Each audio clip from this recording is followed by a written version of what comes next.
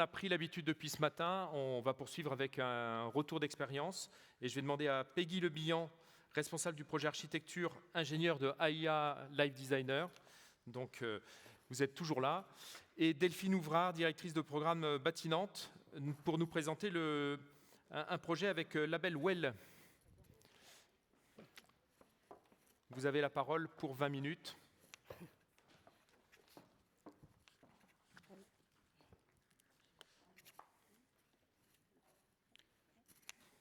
Bonjour à tous. Alors, tout d'abord, comme exposé par les précédents conférenciers, on s'inscrit quand même dans cette crise sanitaire qu'on subit encore et qui a complètement transformé nos modes de concevoir et de construire. Et la partie tertiaire a été principalement bouleversée par rapport à ce sujet-là. Et on le ressent, et on a dû réinventer en fait les codes. On a dû repenser l'attractivité, voire même la désirabilité du bureau. Et le retour d'expérience qu'on va vous présenter s'inscrit en fait dans quelque chose d'antérieur, mais qui partageait déjà ce questionnement sur le bureau et sur le bonheur au bureau. Donc c'était vraiment la question de base du projet du Square, qui était vue de façon un petit peu différente, sous un autre prisme. C'était un enjeu de bien-être dans le but d'augmenter la performance et aussi la fidélisation des collaborateurs. Donc on va vous présenter un projet de bureau de 15 000 m² qui s'appelle le Square et qui est au nord de Nantes. Donc je vais passer la parole à Delphine. Merci. Donc, tout d'abord, l'équipe, c'est avant tout deux sociétés, Imatech et Imaprotect, filiales du groupe Massif, qui respectivement avaient leur siège social historiquement à Saint-Herblain et à Nantes au Petit Port. Ces deux entités, ce sont des centres d'appel basés sur l'assistance et la sécurité.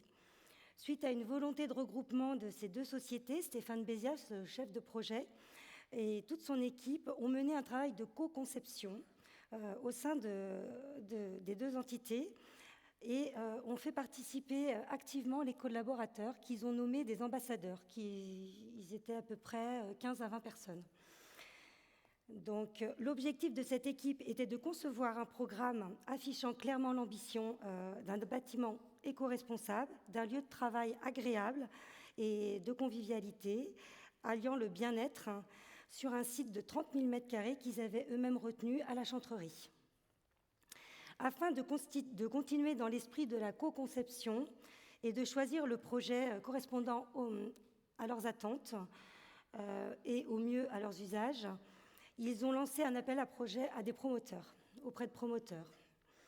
C'est en avril 2016 que Bâtinante et AIA ont intégré cette équipe et on a commencé une aventure avec Imatech et Imaprotect qui a été complétée entre-temps avec Massifine et Massif Direct. Donc tous en route pour un beau voyage et pour atteindre une belle destination.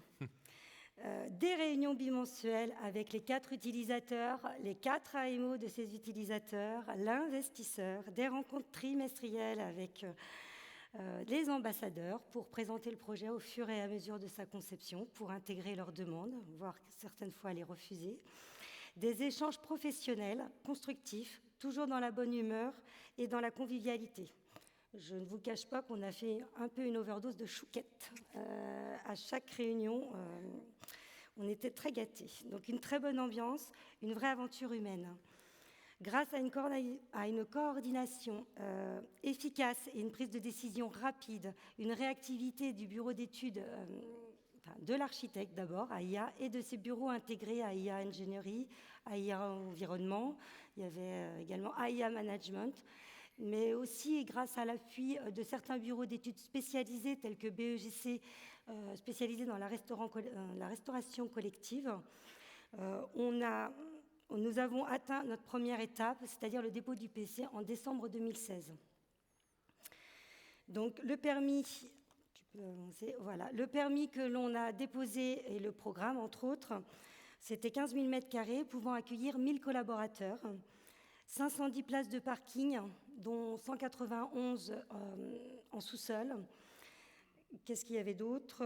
Un restaurant d'entreprise, une salle de sport, avec une volonté d'une image commune et dynamique pour les entités, des installations ludiques, mais aussi un bâtiment en harmonie avec la nature et proposant modernité et flexibilité.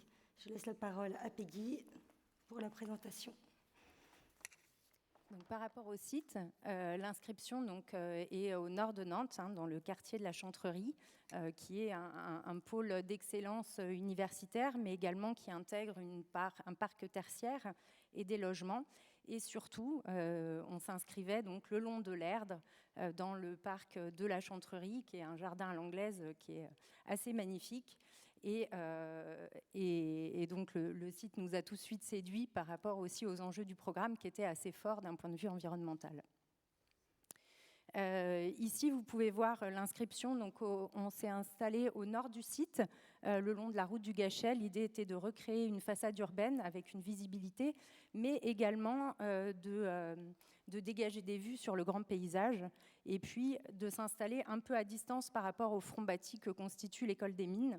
Donc, une intégration en douceur dans son environnement, tout en respectant, en fait, on était la première pierre du futur, de la ZAC qui était en renouveau, en fait. C'était un des premiers projets de la nouvelle ZAC, donc en intégrant aussi toutes ces percées visuelles, un corridor écologique.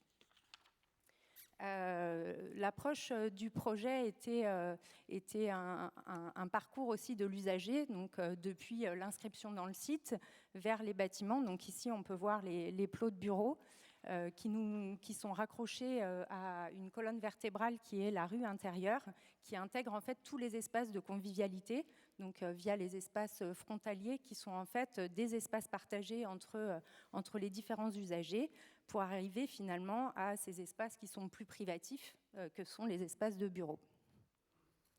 La genèse du projet est un projet, comme tu le disais tout à l'heure Delphine, c'est un projet qui a été co-conçu vraiment avec les usagers, avec les fameux ambassadeurs. Et en fait, il a été dessiné autour des usagers. Donc, on a d'abord caractérisé le bâtiment autour de la notion de la tribu, une tribu de 36 collaborateurs qui représente en fait un plateau, donc une face du cube. Et donc, on a divisé ce volume-là pour pouvoir créer des circulations au cœur. On l'a fragmenté, on l'a réorienté pour pouvoir dégager des vues justement sur ce grand paysage, mais aussi ainsi on a créé cette fameuse rue intérieure qui a permis une co-visibilité, mais aussi un adressage en fait des différents plots, et puis de créer justement tous ces espaces collaboratifs, ce qu'on avait appelé la rue active. Donc vous pouvez voir sur cette image la réalisation avec l'orientation des plots. On sent un peu le mouvement sur cette image-là. Donc l'élément principal, c'est la rue verticale. Donc dans cette rue qu'on a voulu caractériser comme un parcours, on s'est interrogé sur comment on pouvait travailler en mode différent. Donc notre enjeu et ce qu'on a essayé de mettre en place, c'était travailler assis, debout, couché. Donc le coucher étant le plus difficile, il est représenté par le filet qu'on va retrouver en haut de l'image, donc dans lequel on peut à la fois faire une pause, mais aussi passer des coups de téléphone, où on en a vu faire des réunions. On a aussi des espaces de créativité. On a un certain nombre d'espaces un peu atypiques, comme le lab, la classe virtuelle, les espaces de coworking, et puis toute une série d'espaces détente, de salles de pause, un lieu aussi de sieste, je pense qu'on n'en a jamais vu des comme ça ailleurs, hein, c'est assez incroyable.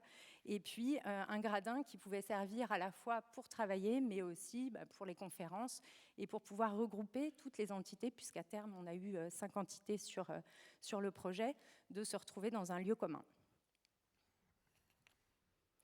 Donc ici, vous voyez l'image et l'ambition du concours et la réalisation. La grande différence repose essentiellement sur le fait que nous, on avait imaginé un espace tampon qui était ventilé naturellement et donc rafraîchi en été comme ça, et puis chauffé par le soleil l'hiver. Et finalement, la maîtrise d'ouvrage a souhaité upgrader ce niveau de confort Et donc, on a intégré un plancher chauffant rafraîchissant. Ça interdisait du coup de faire pénétrer le végétal au cœur de la rue. Donc, ça a été reconstitué via cette pelouse synthétique. Et puis, on le verra dans le film aussi, il y a un certain nombre de pots de fleurs qui ont été intégrés dans la rue. On va revenir à la tribu des 36, donc notre unité de base. Le gros travail qui avait été fait sur ces espaces-là était en vue de la flexibilité, puisque donc, des entités différentes travaillent dans le bâtiment et il fallait pouvoir cloisonner assez simplement ces différents espaces. Donc ça a été permis à la fois par le plancher technique, par les plafonds rayonnants et leur calpinage. Et puis, on a aussi un grand dégagement en fait, de l'espace, puisqu'on a imaginé une structure un peu Mikado, une structure métallique, qui est de grande portée et qui permet, sans poteau intermédiaire, de libérer l'espace. Il vous reste 8 minutes. OK. Un avant-dernier mot sur les façades. Cet espace est largement vitré. Et donc, il fallait, pour pouvoir le protéger du soleil, donc on a un système à la fois de débord de façade sur lequel on a travaillé. Et vous voyez qu'entre l'image concours et la réalisation, finalement, on n'est pas très très loin. On a fait pas mal de simulations thermiques dynamiques. On a fait tout un travail sur les brises soleil qui sont équipées de trackers solaires. Voilà. Et puis un dernier mot sur l'environnement, donc les certifications HQE excellent. On parlait tout à l'heure de la labellisation plus C-, on est labellisé E2, C1, et pour nous c'était un projet pilote. On était content d'arriver à ce niveau-là à l'époque. On voit qu'aujourd'hui ça a bien évolué.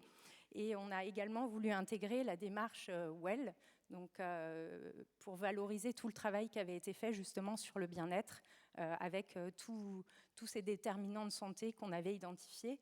Et puis le bâtiment dont je n'ai pas parlé, qu'on voit un petit peu en bas, là, vert, qui est le bâtiment Bosquet, c'est une métaphore des bâtiments du parc, et qui intègre toutes les fonctions créatives de restaurants, salles de sport, garage à canoë, et j'en passe. Voilà, donc maintenant, on va regarder ensemble le film. J'ai besoin du retour. On va regarder le film du projet tel qu'il est maintenant. Le coup d'après, oui. J'ai pas besoin de ton... T'as pas besoin, pardon.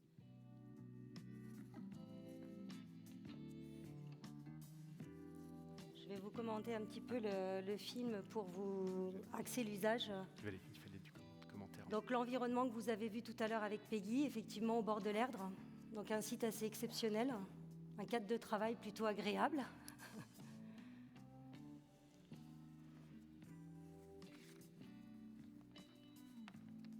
Une façade toute vitrée avec des vues complètement dégagées.